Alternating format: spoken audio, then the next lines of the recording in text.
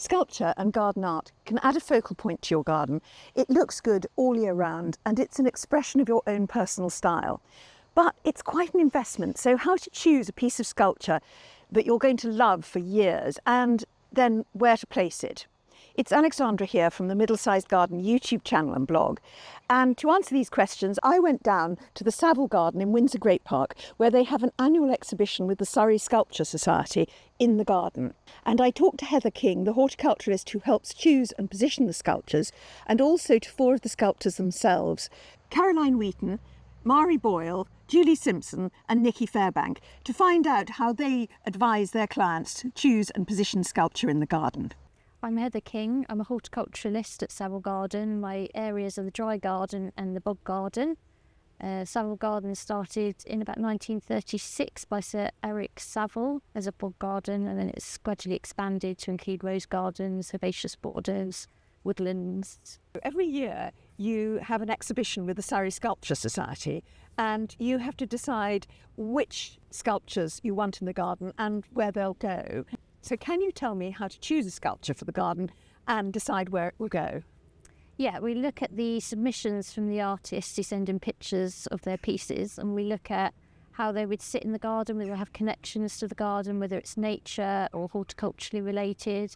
We also like to choose pieces of different materials, so clay or steel or iron resins, different heights for different spaces. So if there's open spaces, we like larger pieces, and if it's a more smaller intimate area, we'll have a smaller piece. Colours, whether they complement the plant, whether the area is nice and light or sort of shady, depending on what the piece is. So if people are thinking of choosing a sculpture for their own garden, what would you think they need to think about first? I would say the space that you want to have the sculpture in. You don't want it to be too big for the space or too small for the space. You want it to complement the sculpture that you choose. So I've seen you themed some of the sculptures. For instance, there's some lovely sculpture mushrooms under trees and things. So when you're thinking about themes, how do you think about that in terms of matching a theme to a garden? Yeah, as I say, we look at the planting and the piece, whether it matches, as you say, the mushrooms or woodland creatures with the woodland area, or if there's like a quiet place like the temperate house, sort of a reflective place, we might have a smaller piece, maybe a little figure, maybe classical pieces next to the rose garden. Yeah, we'll just see how the piece fits in the space. So I'm Caroline Wheaton, this is Elegance, and I'm part of the leadership team of the Surrey Sculpture Society. And this is our annual Art in the Garden exhibition at Savill Garden. And we come here in the autumn, and it's a delightful sort of foray into the autumn habitat and flora and fauna that is Savill Garden. We love it here. We've got 69 sculptures this year in a beautiful trail. And all those sculptures are perfect for a normal middle-sized garden, not just hero sculptures for large gardens. So if somebody was going to buy one of these sculptures and put it in their garden, what are the factors that they have to think about? So I would think about the materials. So we work in different materials. We have metal workers, ceramicists, people like me who I work in stone, but I also work in clay and then cast my work like this one. And so think about the finishes that you like, the colours that might draw the eye in your garden, and where might a focal point work in your garden for a sculpture. And I think we've got a wonderful luxury within the society of people who work figuratively, like myself, people who work in abstract as well, because it may just be the colour and the shapes that form that focal point in your garden. In terms of the way light falls on sculpture, what would you suggest people need to sort of think about? Well, again, it depends on the finish. If you've got a stainless steel finish, maybe the light falling on that sculpture will really bring out the reflection of your flowers or your trees in that sculpture. Again, if you've got looking at metal, if you've got a rusted finish, maybe it would, the light's not so important, but it'll be that rust colour that just brings out maybe some grass or some bark in the surrounding foliage. Are there any mistakes that people can make when they're placing sculpture in their garden? So I would actually think about the practicalities of placing a sculpture. So this, for example, is on a plinth, How are you going to fix a plinth to the floor? How are you going to fix a sculpture to a plinth or to a wall? And the sculptor will be able to help you with that, because as sculptors, we're used to sort of, fixing things securely in a garden so that they won't move, they won't fall over in the wind, they won't fall over when your dog runs past it. So do talk to the sculptor about how that sculpture is going to work in your garden, and work with them to achieve the final finish that you want. And one of the things obviously is cost. Obviously it's going to be different around the world and in different places, but very roughly, if you're looking at having a real piece of sculpture done by somebody in your garden, what would be the minimum and maximum you might be thinking of? So I think our sculptures here for the Surrey Sculpture Society are within the range of, the Affordable Art Fair, which I think has done a sort of a great job in the UK of kind of deciding where affordable art kind of sits between 100 and I think they use a £5,000. But you'll find lots of sculpture here under £500, under £1,000 definitely. And these are limited edition sculptures made with our blood, sweat and tears. And it's definitely a creation rather than a sort of a factory produced thing that you might find in a garden centre. And taking that it is a bit of an investment, have you got any advice about security once it's in your garden? Yes, I think, like we said before, about logistically putting it, making sure that it's fixed properly in your garden. We as sculptors know how to make sure it's firm and secure in your garden. As long as it's fixed in a decent way, then it will be secure in your garden as much as anything is, as long as your house isn't sort of broken into, I guess. We're used to working practically but securely, because all our sculptures have to stay in place for a couple of months in a venue where you're going to have people walking around it. And in terms of maintenance, what would somebody expect if they had to just keep the sculpture looking in good condition? Again, it depends on the material, but often a good clean every sort of 6 months. Keep the sculpture clean. Sculptors will often give you a care sheet. Sculptures like this ideally will be waxed every 6 months. Just a normal good quality wax, not a sort of a spray from your house, Mr. Sheen, but a good quality wax. Wax them and they will then last for a long time. If you've got stainless steel and you live near the sea, probably not a good idea. But again, the sculptor will work with you and they will tell you how to care for your sculpture. And some of the sculptures will rust and age with time, and that's the beauty of them. They're patinated, but they have the patina of life as well. Yeah. So I think it's very important to kind of talk to the sculptor, work out what the care plan is for your sculpture to give it the most and brilliant life that it can have. Brilliant. Okay, so my name is Julie Simpson and the sculpture is called Encircled Core 1. The reason for it being called number 1 is because I did a series of stone sculptures. There are actually 3 big ones. This is actually a Jesmonite cast, so that means there's a cast of 20 of them. So it makes it slightly more affordable because obviously I can make the cast cheaper than the original stone one. So it's an ideal thing you can put in your garden. You can have one of only 20 in the whole world in your garden, rather than going to a garden centre and having something in concrete.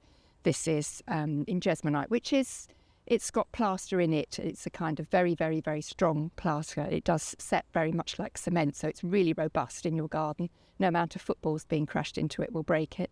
It's a really nice thing to have. You can have, these could be in a group, or you could have one. You can have them on a lawn. They would look lovely with the grass growing around them. Or you could have them on a plinth at the end of a vista, so that you would draw your eye down to certain parts of the garden. It's a very good way of playing with perspective. You could have a big one and then maybe a little one afterwards, and it would make it look like your garden was much, much longer than it actually is. You can really play with that, and you can have these in different finishes. The Jesmonite comes in a range of different colours, so you could have something that would match, say, autumn colour. There's a lovely red terracotta one, would match the autumn colour if you had an acer or something in the corner, and it would just highlight that. At a time of year in the winter where you've got nothing going on much in the garden, a sculpture will be like a framework, like the branches of a tree. It will be there and it will form a structure of your garden. So it's really nice to have an individual piece of art that you've really fallen in love with when you've gone round a sculpture trail or looked at some artist's work, and then you can have that in your garden forever. Marie Boyle is my name, and the name of the sculpture is Cherish Those Who Hold Us Up. And how did you come to create it? I was inspired by the Cirque du Soleil, in the Royal Albert Hall. And there's a couple there that do all sorts of, I suppose, balancing feats. I saw them and I thought fantastic. And I probably sat on the image for a year before I did anything with it, because I thought, interesting shape for a sculpture. How will I get this to stand? So eventually I worked it out. There's lots of steel in there. Once I started it, fine, good strong armature, and built it up in clay. And then a mould is taken and fiberglass case is made and it's filled. This is actual resin. It can be made in bronze. So to all intents and purposes, it looks like bronze, but it's lighter and has a different, it's got a different sound. It doesn't sound metal like bronze, and cheaper. So this is basically life-size, and a lot of people would worry about having a life-size sculpture in their garden. Yeah. What would your advice be for people wanting to have a larger sculpture in their garden, or who see a larger sculpture and think, oh, I can't have that? I think, I suppose it's all about perspective and proportions. I think life-size can work well even in a small garden. There are things you have to, I suppose, take into consideration, like children. Small children swinging out of sculpture. This, for instance, it has a flat base and elongated base that reflects the shape of the sculpture.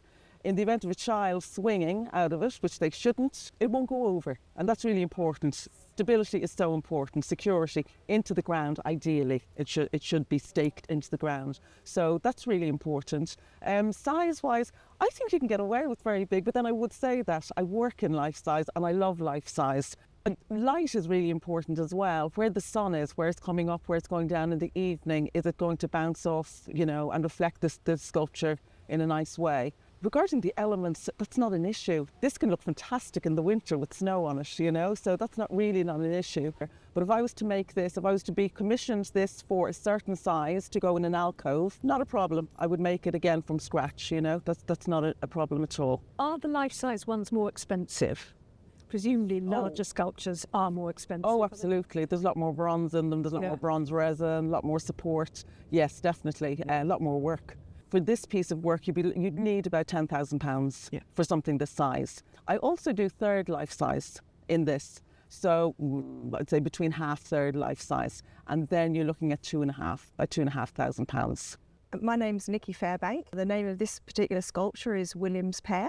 I'd always wanted to do metalwork sculpture, and I was talking to a friend and she said she'd like me to make something. She wanted a piece of my work and she said, I love pears. So I went off and I thought, right, I'm going to make a pear. So I made a form. So it was a process of putting it all together.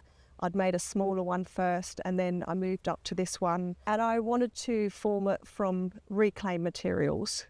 So this is made from dissected scaffold poles, and I collected bits of old metal from neighbours and stuff. I just gradually worked out how to do it, formed the pattern and made a couple, so it was a process, an evolutionary process to get to this shape. And if someone wanted to put this in their garden, what would you advise them to think about in terms of position and when they want to see it and how they look after it and things like that? I think it's very individual. I think all art is very individual, where people, what they want to do. My feeling is you love the piece you buy sometimes and you'll find a place for it. This particular friend, she had a very specific spot she wanted, and she wanted a statement piece. So that sits very solitary in a sort of front of her house. But I think you could, if you wanted it just to sort of meld in with the environment of your garden, and it's just something you come across and you think, yeah, that's a lovely surprise. So I think very much individual what people want. I mean, if I have them in my own home, I have several spots, I move them around. These are very mobile. So you might think I want to put it in amongst a sort of a drift of grasses and it sits beautifully with the kind of rusting process. Or you might want it in a sort of, just sitting on its own to speak by itself, really. For me personally, because I collect as well, it needs to be the piece that I love. And then I will find a spot for it. Choosing sculpture and garden art is very much a part of garden design. So it's also a good idea to revisit some of the principles of garden design. So don't miss this video coming up now with 5 garden design tips and 2 mistakes to avoid. And thank you for watching. Goodbye.